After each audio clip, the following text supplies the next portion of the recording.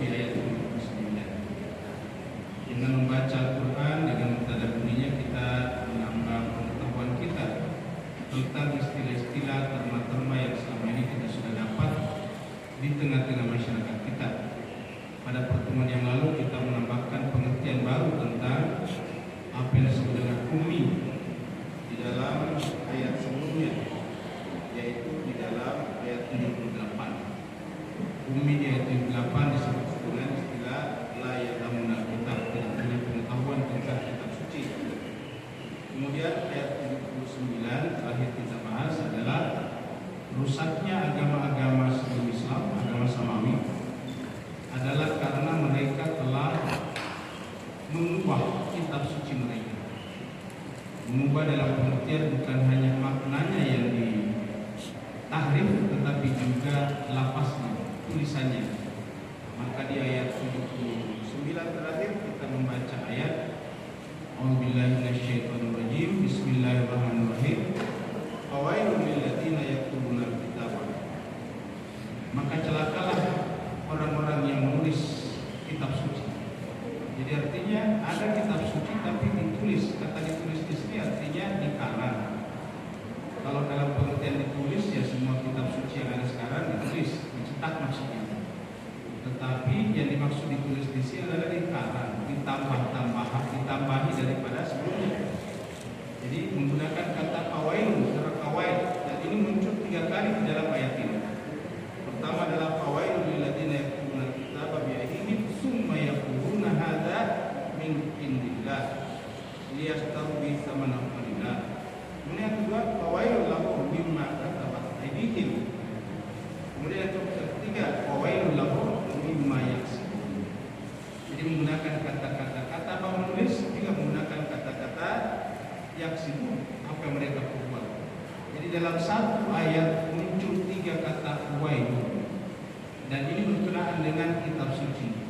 Ini menunjukkan bahwa disorientasi agama Samawi terjadi ketika mulai keluar daripada kitab suci, sehingga kemudian di dalam ayat ini 3 kali muncul kata wail berkenaan dengan kitab suci. Itulah sebabnya Bapak Ibu sahabat sekalian, kita sebagai orang Islam harusnya benar-benar berkomitmen untuk menjadikan kitab suci bukan hanya hafalan, tetapi sebagai bacaan yang disimak maknanya secara saksama, yang disebut dengan tadabbur. Kita harusnya membaca Al-Quran secara tartibi dan sekaligus maudhu'i. Tartibi itu artinya tertib, berurut dari Al-Fatihah ayat 1, 2, 3 sampai 7.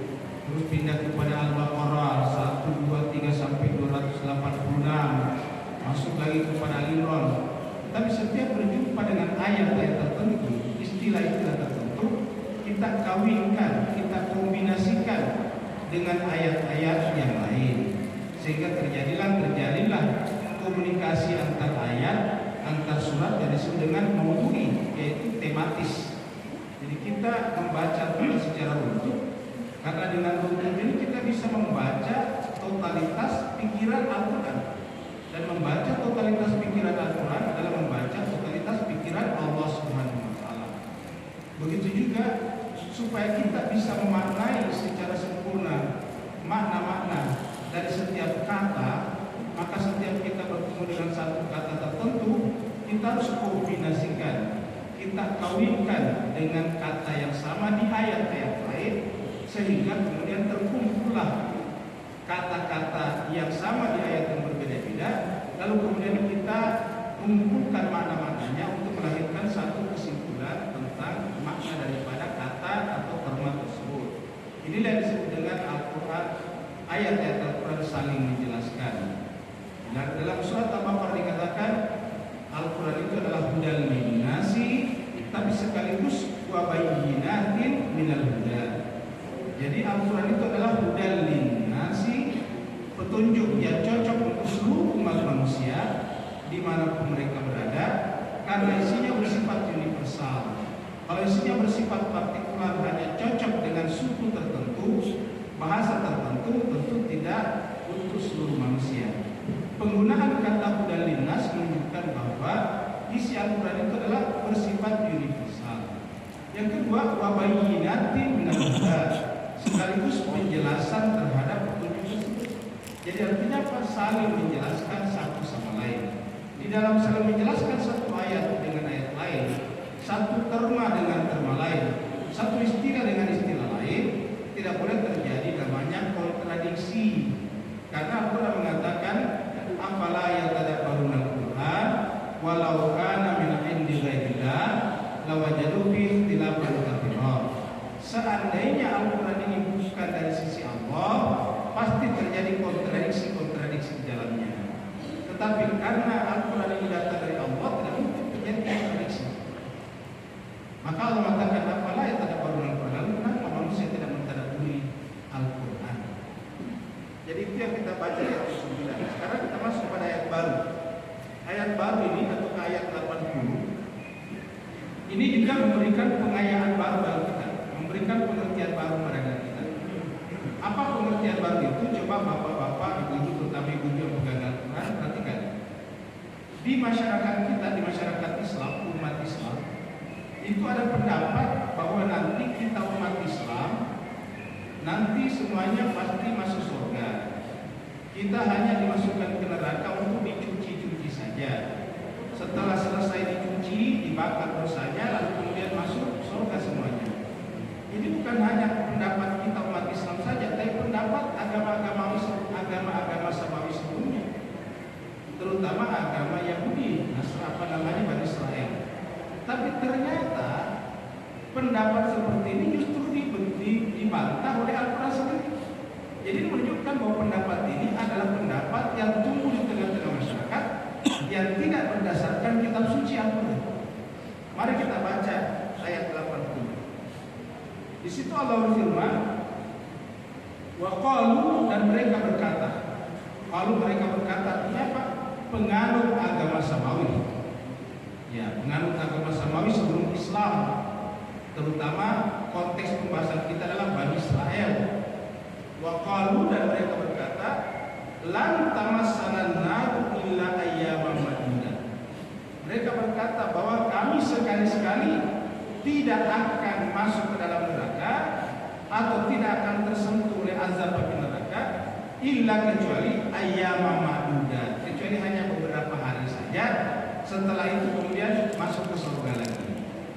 Ini pendapat ini ada di masyarakat kita. Itu kalau Bapak Ibu melihat ayatnya, mudah kata lan itu artinya sekali-sekali. Lan tamassanan nar, kami ini, kata Bani Israel, tidak mungkin tersentuh azab api neraka illa kecuali. Jadi artinya kalau toh kami masuk neraka, maka kemudian kami masuk neraka itu ayyaman ma'dudah, hanya beberapa hari saja. Nah, apa konsekuensi dari pendapat ini? Konsekuensi dari pendapat ini adalah bahwa mereka dengan seenaknya melakukan perbuatan dosa. Mereka dengan seenaknya melakukan kezaliman. Apa sebabnya? Ya toh kita kalau termasuk neraka cuma sebentar saja. Kenapa? Karena kita adalah kekasih Tuhan. Di dalam surat Al-Jum'ah dikatakan, nahnu awliya'u lillah, kami ini adalah kekasih Allah. Karena kami Bani Israel ini adalah kekasih Allah, orang-orang tua kami adalah nabi-nabi yang besar, maka kalau toh kami masuk neraka hanya beberapa hari saja. Kalau bahasa kitanya dicuci-cuci saja dosanya di sana. Setelah dosanya sudah bersih, udah keluar dari neraka lagi. Itu ada pendapat seperti itu. Dan bapak ibu bisa lihat ayatnya di dalam Al-Quran. Ya, bahwa itu diabadikan di dalam Al-Quran pendapat seperti itu. Yang mengingatkan lagi bahwa pendapat ini juga ada di tengah-tengah umat Islam. Bahwa kita umat Islam itu pasti semuanya masuk surga. Apa bedanya dengan Bani Israel? Bani Israel ini kan kita tahu bukan hanya agamanya agama samawi, tetapi juga mereka adalah keturunan nabi-nabi suci. Bani Israel adalah keturunan Nabi Yakub. Nabi Yakub keturunan adalah Nabi Ishak. Nabi Ishak keturunan daripada Nabi Ibrahim. Nabi Ibrahim keturunan daripada Nabi Nuh di atas. Karena merasa keturunan Nabi-Nabi, lalu kita merasa mendapatkan privilege, mendapatkan semacam kemuliaan, kehormatan, sehingga kalau kau masuk neraka hanya ayyaman ma'dudat saja, beberapa hari saja, dicuci-cuci saja. setelah pengujiannya selesai, ya udah masuk surga lagi. Nah inilah yang menyebabkan mereka bebas melakukan penindasan, melakukan pertumpahan darah di muka bumi, membuat kerusakan. Apa sebabnya? Ya karena kalau masuk neraka nanti kita, kata Bani Israel, hanya sekedar dicuci-cuci saja. Illa ayyaman ma'dudat. Apa kata Allah? Kita melihat jawaban Allah di dalam ayat 80 dan 81. Dan jawaban ini yang menurut kita adalah yang paling masuk akal. Allah berfirman, "Qul," ini kelanjutannya tadi. "Qul," jawablah Muhammad. Jadi ini sudah hidup pada zaman Nabi. Maka turunlah ayat ini. Lalu kemudian Allah berkata kepada nabinya melalui ayat ini, "Qul," katakan, jawab Muhammad kepada mereka. "Ittakhadtum indallahi ahda." Apakah kalian bisa menunjukkan satu ayat dalam kitab suci tentang pernyataan itu? Jadi di sini disebut dengan ahda, perjanjian. Karena perjanjian itu kan harus ada di Quran. Jadi kurang lebihnya begini, katakan Muhammad, kalau kamu memang menganggap bahwa kamu adalah orang-orang kecintaan Allah, kekasih-kekasih Allah, dan tidak mungkin masuk neraka. Kalau itu masuk neraka hanya beberapa hari saja, setelah itu masuk surga. Bisakah kalian tunjukkan di dalam kitab suci kalian, di surat mana, di ayat mana, di dalam perjanjian lama itu, ataukah di dalam kitab-kitab Taurat itu yang menunjukkan itu? Kan harus ada dari Tuhan, karena yang berhak itu kan berkata begitu Allah. Coba tunjukkan, kata mereka. Dan Bapak Ibu sekalian, sebagaimana Bani Israel tidak bisa menunjukkan di dalam kitab sucinya Taurat dan Zabur, juga kita umat Islam kalau ditanya tidak mampu menunjukkan. Kalau ada yang berkata kita umat Islam pasti masuk surga semuanya setelah dicuci di neraka, coba tunjukkan ayatnya, tidak bisa menunjukkannya juga. Kenapa? Karena setiap kita membaca ayat Al-Quran yang ada kata nerakanya, selalu apa di belakang? Khalidina fiha, kan begitu maksudnya. Masa Al-Quran salah? Jadi setiap kita membaca neraka dalam Al-Quran selalu khalidina fiha. Apa artinya khalidina fiha? Kekal di dalamnya.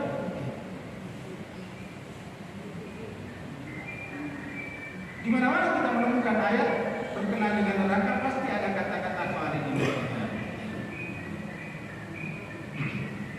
Kata-kata khalidina itu dari kata khuld, kekal, fiha di dalamnya, kekal mereka di dalamnya. Ya kalau dia keluarkan lagi kan berarti tidak kekal, kan begitu logikanya. Kalau masuk 3 hari setelah bersih, kotoran dosanya sudah hilang, masuk surga, ya kan berarti tidak khalidina fiha. Bertentangan dengan pernyataan-pernyataan Al-Quran.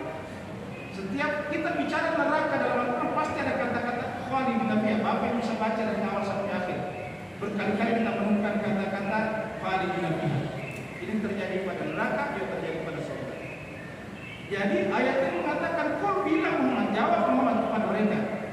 Jadi bukan jawaban saya, bukan jawaban kita, ini jawaban Allah kepada mereka melalui Nabi Muhammad. "Qul," katakan Muhammad, "Attakhadtum indallahi ahda." Apakah kalian bisa tunjukkan di surat mana, di ayat mana dalam perjanjian lama itu atau dalam Taurat dan Zabur itu yang menjelaskan bahwa kalau Bani Israel itu pasti masuk surga semuanya, kalau masuk neraka paling ayyaman ma'dudat saja, beberapa hari saja. Fala yukhlifallahu wa'dah. Kalau memang itu ada, ya berarti itu benar, karena Allah tidak pernah mengingkari janjinya. Kalau memang ada, karena fala yukhlifallahu wa'dah. Allah tidak pernah ingkar janji. Tetapi kan tidak pernah bisa ditemukan. Kalau ada di antara bapak-bapak ibu nanti menemukan di dalam Al-Quran ya, surat berapa yang mengatakan kalau dia muslim pasti masuk surga, kalau masuk neraka cuma beberapa hari saja, setelah itu masuk surga, coba tunjukkan dalam Al-Quran. Karena ini berbahaya Bapak sekalian. Kan ini menjadi tanda tanya.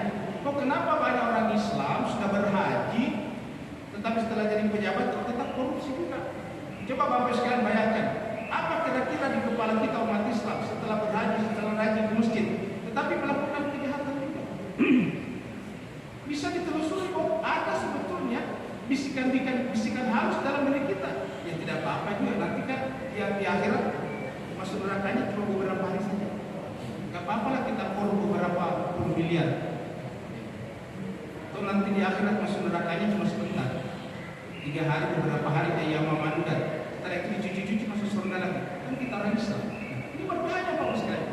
Inilah root, inilah akar daripada kenapa banyak ahli agama Samawi melakukan kejahatan. Ini yang kita saksikan pada Israel dan ini yang kita saksikan juga pada kita umat Islam. Problem kita umat Islam adalah banyak masjid, ramai masjid, tetapi kejahatan di kalangan internal umat Islam kita tidak merajalela. Korupsi merajalela, kekerasan terjadi di pesantren, bahkan terjadi kekerasan seksual di pesantren-pesantren. Ini bagaimana menjelaskannya Pak Ustaz? Ini fakta, ini realitas. Harus kita berani melakukan introspeksi, muhasabah namanya. Kalau kita tidak berani melakukan introspeksi, berarti tidak ada keinginan untuk memperbaiki kondisi umat kita. Kita penduduknya negara ini kan 80%, 90%, 87%. Kan berarti bahwa pejabat kita 87%. Tetapi kita lihat selalu yang berhubungan dengan KPK kan umat Islam juga. Mayoritas umat Islam juga. Masalahnya kenapa? Padahal mereka sudah berhaji, di kantornya juga bikin pengajian. Ini masalahnya jelas sekali karena ruh kita bukan daripada Al-Quran, sehingga kemudian kita menciptakan satu opini-opini yang liar, yang seperti tadi mengatakan bahwa lan tamassalan naru illa ayyamun ma'dudat. Kita ini tidak mungkin disentuh api neraka kecuali hanya beberapa hari saja, dicuci-cuci saja, setelah itu bersih masuk surga. Jadi nggak apa-apa lah kita melakukan perbuatan-perbuatan buruk. Coba Bapak sekalian kalau baca sekarang, kalau baca misalnya sekarang berita-berita ya, berita-berita itu di kalangan kaum populis, selebritis itu nggak malu-malu lagi menceritakan hubungan suami istrinya, dengan yang bukan pasangan itu seperti itu sudah terbuka sekarang. Padahal mereka Islam. Padahal ini kan persoalan privasi sebetulnya tidak boleh diumbar di tengah umum, tapi sudah menjadi seperti itu. Padahal mereka Islam juga. Nah, jadi jemaah sekalian, akar daripada ini adalah ada diam-diam dalam pemikiran kita berkata bahwa kalau kita umat Islam ya harus masuk dalam. Nah, di sini dikatakan kul at-tasdum indallahi ahda fala yukhlifallahu ahda am taquluna. Perhatikan ekornya ayat ini. Am taquluna 'ala Allahi ma la ta'lamun. Apakah kalian berani mengatakan atas nama Allah sesuatu yang kalian tidak punya ilmu tentangnya? Pertanyaan Tuhan kepada kita yang suka berkata seperti ini. Am taquluna, atau kalian berani mengatakan, taqulun itu mengatakan Allah atas nama Allah, malah ta'lamun, sesuatu yang kalian tidak punya pengetahuan tentangnya. Ta'lamun itu kalian mengetahui. Pengetahuan apa tentang Al-Quran? Kan kalau atas nama Allah berarti adalah Al-Quran. Jadi kalau atas nama Allah pasti Al-Quran. Jadi siapa yang berbicara atas nama Allah berarti Al-Quran. Karena informasi satu-satunya yang kita terima dari Allah melalui Al-Quran. Melalui Al-Quran saja. Ada sih dari hadis qudsi tapi tidak banyak. Dan hadis qudsi juga dia juga tetap patuh kepada kaidah-kaidah musnad hadis. Dia tetap patuh kepada kesahihan derajat kesahihan hadis misalnya. Nah, sekarang kita lihat 81. Ini jawaban yang paling masuk akal. Coba Bapak Ibu ini simak ayat 81. Ingat dalam Al-Quran kalau ada pernyataan begitu di atas baru di bawahnya bala, itu artinya itu di atas tidak benar. Itu tidak benar. Bala yang benar ialah. Jadi di bawahnya itu adalah bala, artinya yang benar ialah man kasaba sayyi'atan wa hatat bihi khati'atuhu. Siapa saja, kata man itu artinya tanpa kecuali siapa saja, whoever, termasuk orang Islam, termasuk yang sudah berhaji. Karena ada kata man, siapa saja, whoever, siapa saja kasaba, melakukan perbuatan sayyi'atan, buruk, perbuatan jahat. Jadi siapa saja yang melakukan perbuatan buruk, sayyi'at, dan korupsi termasuk sayyi'at. Siapa saja yang melakukan perbuatan sayyi'at, wa hatat bihi khati'atuhu, lalu kemudian keburukannya, kesalahannya itu telah meliputi dirinya, artinya sudah menguasai pikirannya, menguasai relung hatinya. Apa kata Allah? Faulaika, maka mereka itulah ashabun nar, penghuni penghuni neraka, hum mereka itu fiha di dalamnya khalidun, kekal. Itu kan lafaz di atas tadi. Jadi pernyataan mengatakan illa ayyama ma'dudat, kecuali hanya beberapa hari saja, dilawan di bawah dalam kata-kata hum fiha khalidun, mereka itu kekal di dalamnya. Jadi kita lihat sekalian jawaban Al-Quran itu masuk akal. Jadi siapa saja yang cara berpikir salah itu sudah mengasih dirinya dengan mengatakan bahwa tidak apa-apa kita melakukan kesalahan, tidak apa-apa kita korupsi, karena kita orang Islam pasti masuk surga juga. Allah mengatakan itu adalah sebuah kesalahan, ya, kesalahan berpikir. Maka Allah mengatakan faulaika ashabun nar, bagi orang seperti itu adalah penghuni api neraka, hum fiha khalidun, mereka kekal di dalamnya, mereka kekal di dalamnya. Selagi-lagi sekali ini bukan pernyataan dari saya berlepas diri dari pernyataan yang dibuat-buat. Ini pernyataan daripada Al-Quran untuk memperbaiki, merekonstruksi kembali cara berpikir keagamaan kita yang selama ini banyak dirusak karena ruhnya bukan daripada Al-Quran. Dan atas dasar itulah kemudian Rasulullah di dalam Al-Quran surat Al-Furqan ayat 30 mengadu di hadapan Allah, ya Rabbi inna qaumi ittakhadhu hadzal Qur'ana mahjura, kaumku umat di belakang saya telah menjauh daripada Al-Quran. Bukan tidak menghafal, bukan tidak baca, tapi menjauh dalam pengertian tindakan-tindakannya, perbuatan-perbuatannya, pikiran-pikirannya tidak based on Al-Quran lagi, tidak lagi berdasarkan kitab suci Al-Quran, tapi berdasarkan cerita-cerita, opini-opini yang dibangun bersama, yang dianggap menguntungkan. Jadi kita ulangi lagi, bala yang benar ialah man kasaba sayyi'atan. Kata-kata sayyi'ah itu adalah perbuatan buruk, lawannya hasanah. Al-Quran mengatakan ma asabaka min hasanatin famin Allah wa ma asabaka min sayyi'atin famin nafsik. Apa saja yang kamu lakukan dalam bentuk kebaikan itu dari Allah, tapi apa saja yang kamu lakukan dalam bentuk sayyi'at, keburukan, kejahatan, famin nafsik, maka itu dari dirimu sendiri. Nah, ini kata-kata sayyi'at muncul di sini. Maka man kasaba sayyi'atan, siapa di antara kalian yang melakukan perbuatan sayyi'at wa hatat bihi khati'atuhu, dan kesalahan berpikirnya telah menguasai dirinya, faulaika ashabun nar, maka mereka itu adalah penghuni neraka, hum fiha khalidun, mereka kekal di dalamnya, bukan ayyaman ma'dudat, beberapa hari yang telah ditentukan. Jadi Bapak Ibu yang berbahagia, ayat-ayat yang mendukung ini banyak sekali. Cuma karena waktu kita di sini sangat terbatas ya. Kalau kita pindah ayat akan lama sekali ya. Ini saja baru ayat 81. Ini kayaknya sudah 2 Ramadan. Oleh sebab itulah saya hanya bacakan, bahwa Bapak Ibu hanya dengarkan, dan bagusnya nih dia dikasih sebetulnya supaya kita bisa lihat bahwa memang Al-Quran yang berbicara seperti ini. Sekarang ayat 82 ya. Walladzina amanu, dan adapun orang-orang yang beriman. Sebelum kita lanjut, saya sampaikan juga sekalian, karena tadi bahayanya sayyi'at, maka di antara doa kita, Bapak Ibu masih ingat doa di dalam surat Al-Imran, Rabbana innana sami'na munadiyan yunadi lil iman an aminu bi rabbikum fa amanna rabbana faghfir lana dzunubana wa kaffir anna sayyi'atina. Itu bahayanya.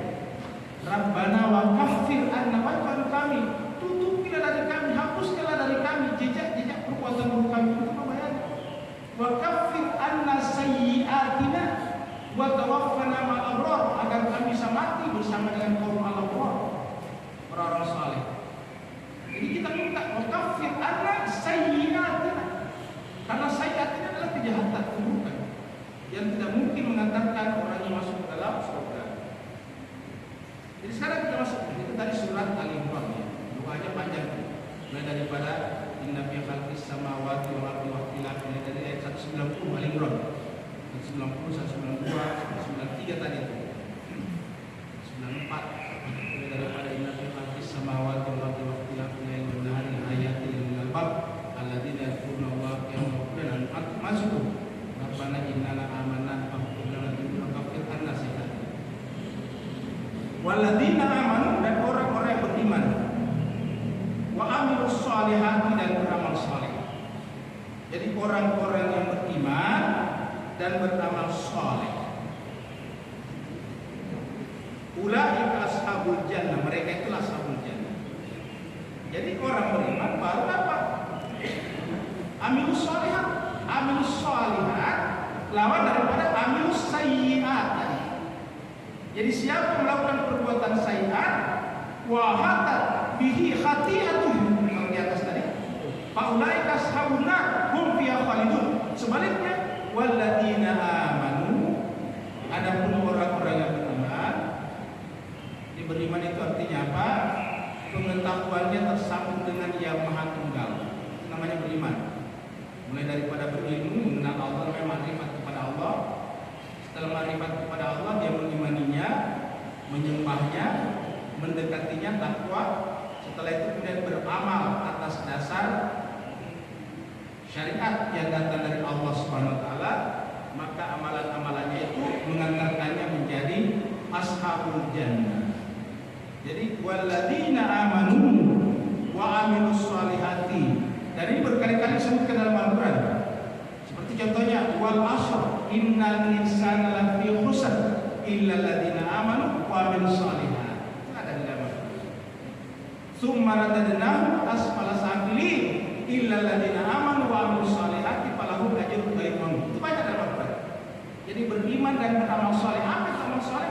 Amal-amal yang memperbaiki. Jelas bagus sekali. Korupsi bukan amal saleh, itu adalah amal sayyiat. Menipu adalah bukan amal saleh, tapi itu adalah amal sayyiat. Ya, Bapak sekalian, kita kan sekarang orang melakukan penipuan bahkan menggunakan baju agama. Kita lihat kan sering sekali kasus-kasus umrah terjadi penipuan. Umrah kan beribadah. Ya kan sering sekali ada kasus-kasus umrah yang korbannya sampai triliunan rupiah.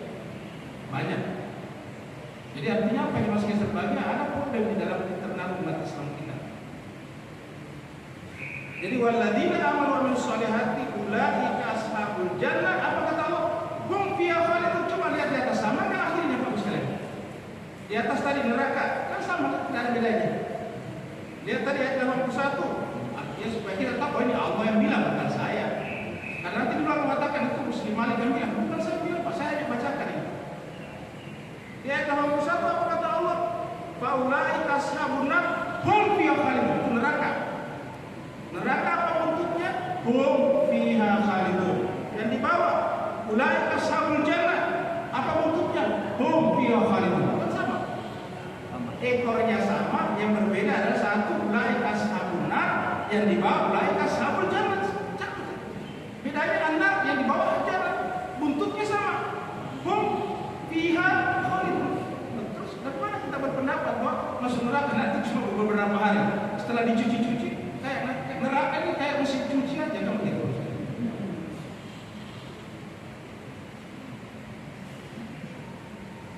Jadi itu adalah ayat 82. Kalau tulis saya nanti ada hadis yang bertentangan dengan ini, tentu kita tolak hadis yang bertentangan dengan Al-Quran. Karena ingat mas sebenarnya kebenaran tertinggi kita adalah Al-Quran. Ya, Al-Quran baru hadis. Konstitusi tertinggi Al-Quran. Jadi artinya yang di atas, adilnya di bawah begitu. Wahai ahasna misa kawadi. Sekarang kita masuk ke ayat 83. Wahai ahasna, dan ingatlah tatkala kamu mengambil misa perjanjian kepada siapa? Bani Israel. Kepada Bani Israel. Kenapa tadi? Karena Bani Israel tadi terlalu banyak membimbing komentar-komentar, membangun opini-opini, bahkan yang tubuhna kita bagi aidihim, menulis kitab suci dengan tangannya, sehingga kemudian agama keluar daripada keasliannya. Agama keluar dari sifat originalitasnya dari langit, dari Allah. Maka kemudian supaya kembali lagi kepada asli, Allah mengambil sumpah Bani Israel. Wa idh akhadna, dan ingatlah tatkala kami mengambil misak. Misak itu sumpah perjanjian. Akad nikah itu termasuk misak, misakan ghalidha. Jadi wa idh akhadna misaka Bani Israel. Apa isi perjanjiannya? Wahai Bani Israel, lah kata wahai Bani Israel, saya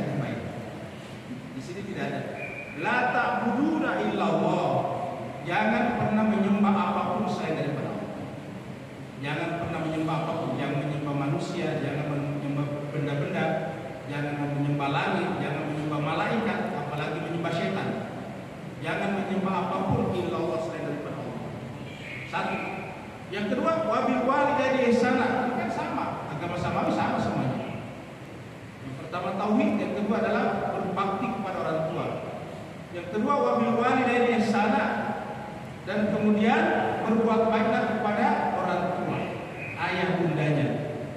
Karena diri kita ini adalah darah daging daripada orang tua kita. Wadil kurba, dan juga berbuat baiklah kepada kerabat. Kan agama kita ini indah sekali sebetulnya, Muslim. Tapi apa yang terjadi sekarang? Sering sekali kita menyaksikan ada anak yang menyeret orang tuanya ke pengadilan gara-gara warisan. Bapak itu pasti sering baca dengar di televisi. Sama sekali, Pak. Dan siapa? Islam juga coba. Masa ada orang beragama Islam, Pak, anak menarik orang tuanya sudah umur 80 tahun di pengadilan coba. Gara-gara benar berdaya coba. Karena Al-Quran boleh kata jarang dibahas, jarang diperdengar. Al-Quran mengatakan ini perintah. Dan ini walaupun kelihatannya kepada Bani Israel, tapi karena sudah ada di dalam Al-Quran, kan namanya kitab suci Al-Quran. Ya. Jadi ini bukan lagi secara spesifik berlaku bagi Bani Israel. Kenapa? Karena ini kan kitab suci Al-Quran, hudal lil muttaqin. Maka otomatis isi ayat ini untuk kita juga, yaitu tidak boleh menyembah apapun selain daripada Allah. Dan kedua, wajib kita berbakti kepada kedua orang tua. Diri kita adalah orang tua kita, maka seluruh yang diperoleh diri kita milik orang tua kita juga. Masa tiba-tiba milik orang tua kita disuruh ke pengadilan? Ibunya sudah tua diseret-seret ke pengadilan. Tapi itulah kenyataan sekarang terjadi. Dan orang Islam juga. Jadi kedua yang ketiga adalah wadil kurba, berbuat baik kepada kerabat. Apa itu kerabat? Kerabat mulai dari hubungan darah, mulai daripada saudaranya orang tua kita, paman, bibi, kemudian sepupu-sepupu kita, itu adalah kerabat kita semuanya, Bapak sekalian. Kita harus memperbaiki hubungan kekeluargaan kita, karena dasar daripada masyarakat itu umat adalah dari kerabat kekerabatan. Ya, dalam ilmu sosiologinya dipelajari bahwa unit terkecil daripada masyarakat adalah keluarga. Jadi unit terkecil daripada masyarakat adalah keluarga. Tentu setelah itu kerabat. Maka Allah mengatakan wadil kurba, dan berbuat baiklah kepada kerabat. Kemudian baru wal yatama. Perhatikan Bapak sekalian, banyak di antara kita yang selama langsung loncat ke anak yatim, padahal kerabatnya sendiri tidak pernah diperhatikan. Bagus hanya dengan anak yatim yang ada di tempat lain, tetapi dengan sepupunya, dengan tantenya, dengan omnya tidak hapus. Berdasarkan ayat ini, setelah hubungan dengan orang tua, dengan Allah, pertama dengan Allah, setelah itu turun ke bawah dengan orang tua, setelah itu turun ke bawah kerabat, tante kita, om kita, paman kita, baru sepupu-sepupu kita. Sehingga membiasakan arisan keluarga itu bagus sekali. Dan kita berusaha agar hubungan kekerabatan kita jangan sampai pecah hanya gara-gara pilpres dan pilkada. Banyak sekali wilayah keluarga menjadi pecah gara-gara pilpres dan pilkada. Dia lupa bahwasanya namanya pilpres pilkada cuma 5 tahun, belum tentu juga dapat apa-apa kalau salah satunya menang. Benar nggak Pak sekalian? Tetapi hubungan kekeluarganya sudah hancur. Banyak terjadi seperti itu. Camkan baik-baik Bapak sekalian, kita sebagai warga negara wajib kita ikut berpartisipasi memilih calon presiden dan calon kepala daerah kita. Tetapi jemaah sekalian serbahagia, kewajiban kita memilih salah satu atau beberapa calon itu tidak boleh menjadi penyebab runtuhnya sendi-sendi persatuan kita yang dimulai dari keluarga. Tidak apa-apa kita suami istri berbeda. Sana milih A, sini milih B, apa salah? Tidak ada masalah. Tidak ada apa-apa juga antara kita dengan anak kita berbeda. Kita biasakan perbedaan seperti ini. Apa masalahnya? Begitu kita paksakan, kita tersinggung kalau berbeda pasti terjadi perpecahan. Nah, sedangkan Al-Quran mengatakan terhadap orang tua ihsan, siapa lagi? Kurba. Baru kemudian turun ke bawah anak yatim. Perhatikan juga. Lihat urutan-urutannya. Jadi kerabat dulu baru bawah anak yatim. Baru kemudian dibawa lagi wal masakin. Kenapa yatim? Karena namanya yatim itu pasti anak-anak. Kalau seperti bapak-bapak, ya tidak yatim lagi walaupun tidak ada orang tuanya juga kan. Saya yakin bapak-bapak ibu-ibu sudah banyak tidak ada bapak ibunya. Tapi kan tidak disebut lagi ini anak yatim kan begitu. Jadi jemaah sekalian terbaik yang dimaksud dengan yatim itu anak-anak masih membutuhkan perhatian. Makanya lebih kedua daripada orang miskin. Kalau orang miskin ya orang dewasa yang tidak bisa memenuhi kebutuhan sehari-harinya, namanya miskin. Jadi yatim dulu Pak, terus sekalian. Jadi wal yatama wal masakin. Itu urutan-urutannya. Jadi ulangi lagi, Allah, orang tua, kerabat, anak yatim, orang miskin, itu urutan-urutannya tuh. Ya. Jadi namanya fikul aulawiyat miskin. Baru kemudian apa? Bagusnya sih kalau semuanya, tapi kan kalau waktu kita terbatas, kita harus pilih. Misalnya kita punya kemampuan cuma satu, bantu miskin atau bantu yatim? Bantu yatim. Sekarang terbatas juga, bantu yatim atau bantu kerabat? Bantu kerabat, kira-kira gitu. Terbatas, bantu kerabat atau bantu orang tua? Bantu orang tua dong. Dan kalau begitu lah bagus sekali. Itu yang disebutkan fikul aulawiyat, skala prioritas. Kalau kita mampu semuanya karena lebih propertinya lebih banyak, uangnya banyak, ya lebih bagus. Tapi kalau kita sangat terbatas, terpaksa kita harus memilih namanya. Itu yang sudah berapa tadi? Allah, orang tua, kerabat, yatim, miskin, sudah 5. Kemudian yang ke-6, wa qulu linnasi husna. Kalau berbicara kepada manusia baik-baik. Jangan karena perbedaan pendapat lalu kemudian menggunakan bahasa yang kasar. Saya Pak Sekalian sebagai camkan saya dari dulu sampai sekarang tidak setuju di tengah-tengah umat Islam muncul istilah-istilah kadun, muncul istilah-istilah apa itu namanya dulu itu, cebong-cebong apa segala. Masa kita umat Islam yang sudah terbiasa membaca ayat suci kok keluar di mulut kita kata-kata seperti itu? Coba kita baca surat Al-Hujurat, kita dilarang terus menggunakan istilah-istilah seperti itu. Tapi ini hidup di tengah-tengah masyarakat kita, masuk di wilayah kita, menyerang saudara kita yang berbeda pendapat dengan kita dengan istilah macam-macam. Ini tidak pantas. Ingat Nabi Muhammad kita di sekalian, yang selalu kita sebut setiap azan. Setiap azan pasti memandangkan asyhadu anna Muhammadar Rasulullah. Apa kata Nabi Muhammad kita? Wa ma bu'istu illa litammima makarimal akhlaq. Tiadalah saya utus ini kecuali dalam rangka menyempurnakan akhlak. Saya tanya baik-baik dengan jujur pada nurani kita. Apa akhlak? Termasuk akhlak yang baik kalau kita menyebut orang lain cukup akhlak biasa kampret. Apa berakhlak namanya itu? Mari kita jujur menjawab. Apalagi kalau masuk di dalam mimbar-mimbar masjid supaya. Nabi mengatakan dan ini dihafal oleh para ulama, wa ma bistu illa litamma makarimal akhlak. Tiadalah saya diutus kecuali dalam menyempurnakan akhlak. Di dalam Al-Qur'an apanya dipuji Nabi? Di dalam Al-Qur'an cari Bapak Ibu sekalian senantiasa berbahagia. Adakah ayat dalam Al-Qur'an yang memuji salat Nabi? Salat Nabi luar biasa sampai bengkak-bengkak betisnya. Puasanya Nabi luar biasa. Tetapi apa yang dipuji dari Nabi dalam Al-Qur'an? Wa innaka la'ala khuluqin azim. Yang dipuji adalah akhlaknya. Sesungguhnya kau Muhammad menjadi nabi, menjadi uswatun hasanah karena kau memiliki akhlak yang agung. Wa innaka la'ala khuluqin azim. Tapi ini kok kenapa tiba-tiba hilang dari umat Islam? Al-Quran mengatakan maka wa qulu linnasi husna. Berkata kepada manusia dengan yang baik-baik. Kemudian apa lagi? Wa aqimus shalah, baru salat. Bapak Ibu lihat itu tadi. Di mana letaknya salat? Di bawah coba lihat.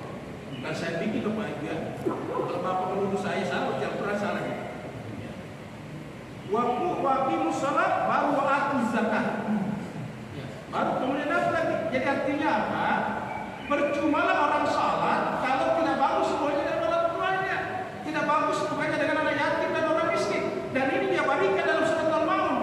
Surat Al-Maun mengatakan bukan lagi kafir, bukan lagi macam-macam, tetapi alam ara'ayat alladhi yukadzibu bidin. Menggunakan bahasa yang sangat keras. Apakah itu sudah melihat orang yang mendustakan agama? Coba, mendustakan agama. Tidak ada bahasa yang keras seperti ini dalam Al-Quran. Ara'ayat alladhi yukadzibu bidin. Siapa itu? Fadzalika alladhi yad'ul yatim wa la yahuddu ala ta'amil miskin. Makanya di atas disimpan baru salat. Jadi artinya apa? sholat tiang agama, tetapi ditunjukkan tiangnya itu dengan memperbaiki kehidupan orang yatim dan orang miskin.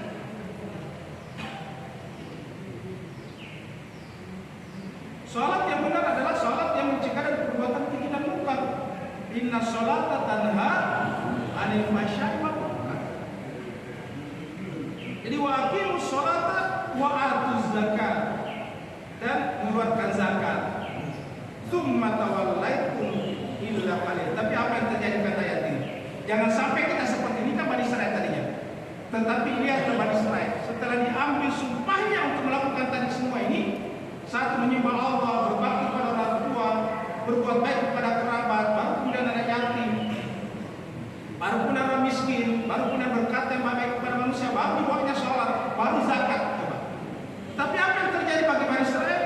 Tsumma tawallaitum, kalian berpaling, mendengarkan tapi tidak melaksanakan. Pak Puskeser bahagia. Saya yakin di masjid ini bukan Bani Israil. Di masjid ini adalah Bani Adam, anak cucu Adam yang beragama Islam. Kita berharap agar ayat ini kita hidupkan. Kalau tidak, berarti kita tawallaitum juga. Kata-katanya tsumma tawallaitum, kemudian kalian berpaling. Bagaimana membuktikannya? Sebentar lagi kita akan urusan pilpres. Kita berharap di masjid kita jangan sampai terjadi perpecahan. Tidak apa-apa, imamnya milih A, kita milih B. Yang sana milih A, yang C, sini jadi apa-apa. Tapi tidak perlu kita saling menggunakan kata-kata yang kasar. Tidak perlu kita saling sebut itu. Maka kita di masjid berbahagia menganggap bahwa hakikat kemanusiaan kita adalah agama Islam. Jangan sampai Islam kita menjadi berpecah belah hanya karena persoalan-persoalan sesaat. Yang namanya demokrasi Indonesia itu kan khusus Indonesia saja. Sementara Islam itu ke seluruh dunia, Pak sekali. Yang namanya pilpres dan pilkada hanya untuk 5 tahun. Sedangkan kita beragama itu untuk sampai 5. Kita mau beragama sampai masuk. Karena Allah mengatakan bahwa wa may yabtaghi ghairal Islam dinan fala yuqbal minhu wa huwa fil akhirati minal khasirin. Kita tidak ingin ditolak nanti di akhirat. Maka oleh sebab itulah kita harus mendahulukan Islam di atas segala-galanya. Islam di atas pemilu kada, Islam di atas pemilu presiden, Islam di atas segala-galanya. Tsumma tawallaitum illa qalilan, kecuali hanya sedikit kata ayat ini. Illa qalilan minkum wa antum muridun, sementara sebagiannya berpaling. Maksudnya meninggalkan ayat ini. Nah, Bapak Ibu Jemaah sekalian, mudah-mudahan walaupun ini untuk Bani Israil, tapi karena sudah masuk dalam Al-Quran, istilahnya sudah diratifikasi dan disebut dengan ini adalah Al-Quran Zalikal Kitab, la raiba fihi hudal lil muttaqin, harusnya kita mengamalkannya. Wajib bagi kita untuk mengamalkannya. Terima kasih banyak yang bertanya.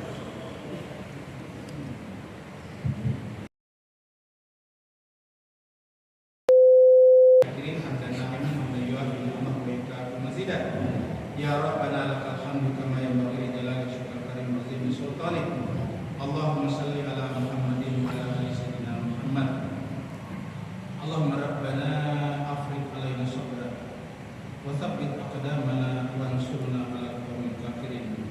Allahumma rabbana afriq alaina sabra wa tawaffana muslimin wa tawaffana muslimin wa tawaffana muslimin. Allahumma rabbana ighfir lana dhunubana wa liwalidina warhamna kama rabbayana saghira wa li jami'il muslimina wal muslimat wal mu'minina wal mu'minat al ahya'i minhum wal amwat bi rahmatika ya arhamar rahimin. Allahumma rabbana hab lana min azwajina wa dhurriyyatina qurrata a'yun waj'alna lil muttaqina imama. Allahumma arina al-haqqa haqqan warzuqna ittiba'a wa arina al-batila batila warzuqna ijtinaba. Allahumma rabbana hasanah wa fil akhirati hasanah wa qina adzabannar. Wassallallahu ala sayyidina Muhammad subhana rabbika rabbil izzati amma yasifun wa salamun alal mursalin walhamdulillahi rabbil alamin. Assalamualaikum warahmatullahi wabarakatuh.